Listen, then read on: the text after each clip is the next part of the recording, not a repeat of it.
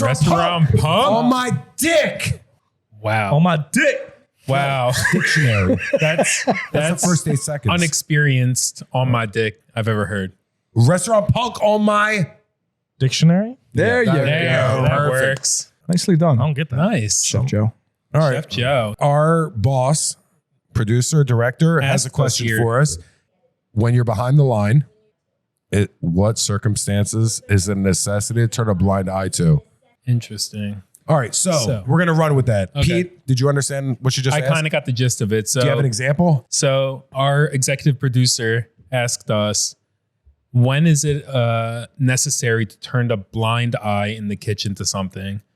And the way I interpret that question is, I think we brought this up on another episode, that I worked in a kitchen at some point in Philadelphia, and the chef asked me to put a steak in the microwave. And I refused to because I was a chef.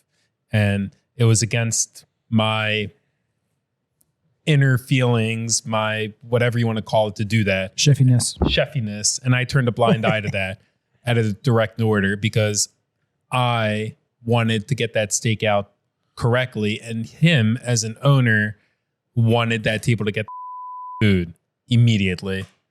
And I think that's what it might come down to at some points. Like when you're in the shit in the kitchen, and I know we've all been there, sometimes you got to cut some corners to make it happen. Well, Just when to do you make it turn a happen. blind eye? When do you turn a blind eye when you're breaking down your station at the end of the night and you know you haven't cleaned everything? Do you turn a blind eye? Of course you do, because you there. Oh, yeah. You have an 18 top. Mhm. All right. 17 of the orders are up and you drop something on the floor. Do you pop it in the fryer for 30 seconds and say, it's under 5 seconds to That's go? ballsy. That's ballsy. Yeah, Like I you're can't saying. say I've seen somebody do that for a customer. I've seen somebody do that for themselves before they clean the fryer out. But that's a stretch. When in doubt, throw it out. When in doubt, throw it out. Exactly. Right?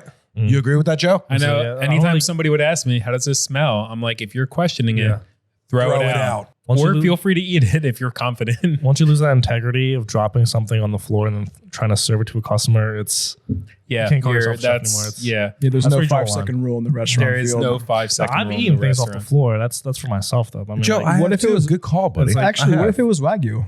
oh, absolutely. Oh wait, for the customer? Like in general, what if it was something super expensive that's very rare, like a black truffle even? Come on, Nico. You know the that- answer I'm to this. just You drop the sharing it with Wagyu. some of those people You out look there. at You it. just want him, the young one, to say yeah. That something. wouldn't happen in the Drop first it in the place. fryer, man. It's Well, 150 I degrees. ain't Drop it in throwing the Wagyu fryer out. for 30 seconds. I'm not All throwing the Wagyu germs out. are gone. It's done. Get over it. I'll eat it myself. I can honestly say that there was one point in the kitchen when I was in Philly, and I told the chef I dropped something, but I really didn't, and I saved it for myself because I really wanted to try. I'm like, sorry, chef, it hit the floor. He's like, why do you throw it out? I'm like, no, I'll eat it later. Oh, that's a good one. It's a Of great course. steak.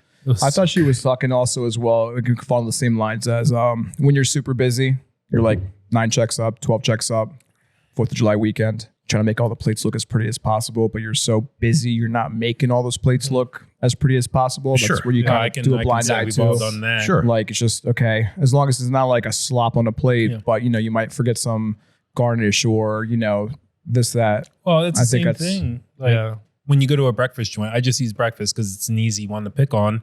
But you're in the shit, you're in the weeds, and the French toast needed to sit an extra 30 seconds to a minute on there, but you take it off to get the plate out. Or the poached egg needs to poach for another 30 seconds, but you need to get the plate out. Or the hollandaise sauce is broken, you don't fix it, you get the plate out. The bacon is not crisp enough, but you put it on the plate, get the plate out. Like, I think those are the corners and blind eyes I think most restaurants hit, whether it's grilling the bread or cooking something one temperature lighter than it should be. All those little examples where I think consistency in restaurants plays a huge role, obviously, but those little inconsistencies may not seem big, but it reflects on the restaurant. When it's day after day, week after week, people recognize that. And that's when they start going to the other place across the street because they cook it properly every time they go, all the time. Yeah. What about let's just use pancetta as an example as well.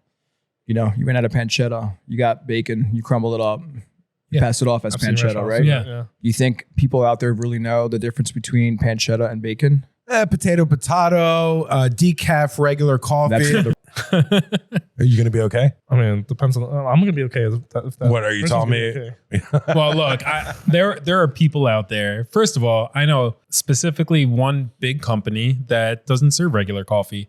They serve it. It's labeled regular, but all they brew is decaf interesting. all the time.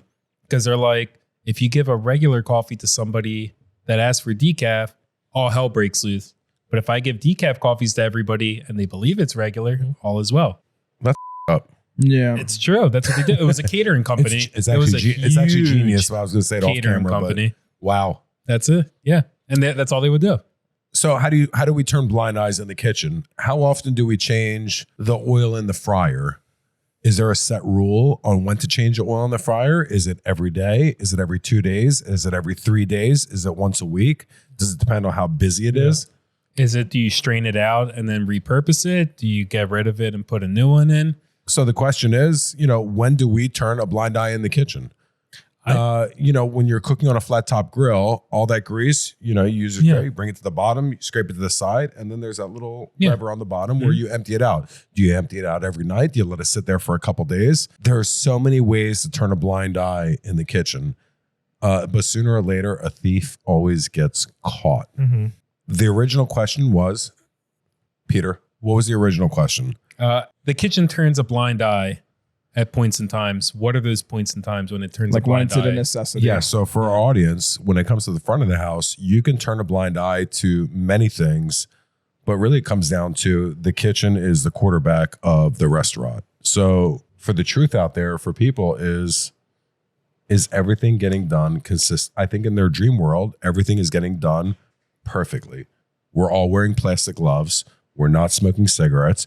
We're changing our fryer oil every hour. We're scraping our grill every 20 minutes. What's the difference between going to your mom and pop shop and looking at their flat top grill and it's black on top, and then they put your cheesesteak on top, and as you're watching them, you're okay with it because you know what?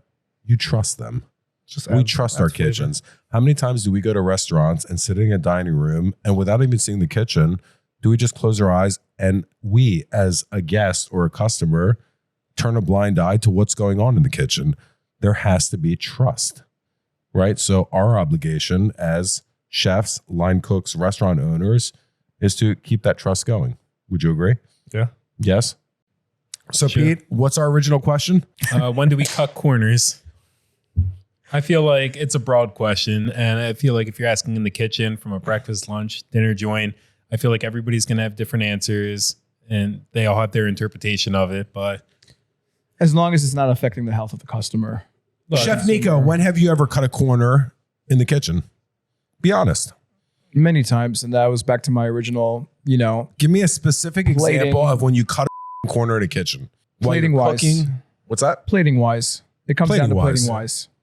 Plating wise. It's what it comes down to really. For if you have everything, all the tools you need, everything's good to go.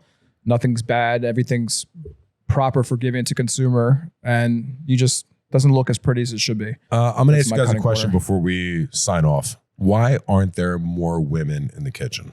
Joe, you're 22. And now that you're learning the game and you're getting into the game and I believe you will be a restaurant owner within the next few years. Why aren't there more women in the back of the house kitchen? That's honestly a hard question. Because All right, so don't say another word. I'm going to look to my brother and I'm going to say, Peter, brother, younger brother, why aren't there more women in the kitchen? I honestly feel like it's their choice and they view the kitchen as a male dominated area. I feel like it takes a certain type of person to work in the kitchen. And I feel like the encapsulation of that type of person is a male and not a female. Although when I was in Philly, I worked with a lot of female sous chefs, bosses above me, and line cooks, and they work just as hard and just as great. Well put, World. Pete. Brother Nikos, Yes, sir. why aren't there more women in the kitchen? I believe that we're demographically speaking of what we know to have more men in the kitchen than women in the kitchen. I know there's a lot of places out there throughout the country and the world that do have women, but if you're talking about a balance and a ratio, there are more men because I feel speaking for myself that there's a certain level of stress that someone can handle in the kitchen, and women, not to offend, are more emotional when it comes down to it, and it shows more. And that's a scientific thing, in my opinion. I'm sorry. You're gonna get Nico. You're gonna get us. Nico, You reminded me of Ron Burgundy. You're gonna get us I know. canceled. But you know what? On this note, before we sign off, I'm gonna say that I agree with you, Nikos, 1,000,000,000%. Because when I asked Joe and my brother, and then you, the first thing I said in my head was emotions. Without the fear of us getting shut down here at Restaurant Punk, I'm gonna say. Wait. I'm gonna say this. Don't edit this out. I'm saying that women are superior when it comes to intelligence and execution regarding men versus women. And I think if the industry was more flush with women, it would be better. You used a word in there called emotions. It's the only thing we have going for us as men. That's the truth. I wish I could say that without laughing, but that's the truth. And I'm going to leave it at that, but use the word emotions. And we talked in another episode about there's no crying in restaurants. Over 30 years, I've seen many women cry. I have not seen a man cry in front of me. So on that note, if this is our last episode, guys, Not trying to be misogynist. women are superior. That's all I'm saying. You can say that. But in the You can't just say that. kitchen, It's automatically clears your true. name. all right. Not a misogynist. Oh, for sake. I'm just saying, I've never meant it to compare, but I've seen it myself firsthand. There's no comparison. Women are superior when it comes to execution, Correct. intelligence, and just getting the job done. Cleanliness. Yeah, come on. Are you kidding me? Of I think they course. would clean the fryer 3 times a week. Like, we're men. We need to be babysat, not- guys. it's not Come on. We need to be babysat. We need to be That's true. babysat. Yeah. But at the end of the day, okay, I'm going to shut up because I love Restaurant Punk and I want this to keep going. I love you guys. For Restaurant Punk, supercalifragilisticexpialidocious. That's me. Who are you? I'm just Chinito now. I got my chef name revoked because I changed No. fire. You are Chef Chinito and your channel's banging. I'm Pete. Pete what? Pete Cock and Balls. Who are you? Petey Cock and Balls. Nikos. Restaurant Punk on my dick. Shenari. Peace out, Nice. everybody. Love you guys. Out. Peace.